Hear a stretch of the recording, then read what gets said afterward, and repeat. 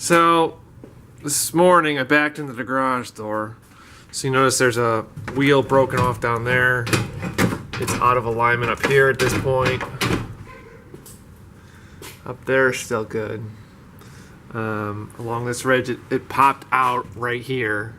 I mean, it looks like this is where the main part of the hit happened, because there's a buckle here, and there's a buckle here down at this part. This bracket's also screwed up here. You see it's pulled away from the back.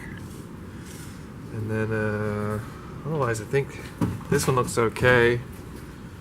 There's a little crack right up here. I don't know if that's from this or not, but it's still cracked nonetheless. So, see it there, it's buckled out. Oh, frustrating. Well, from this side, I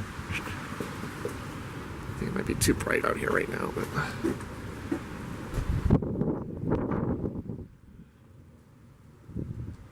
And then up here was on the RAV where it got hit. See the scrape marks on there, the green paint.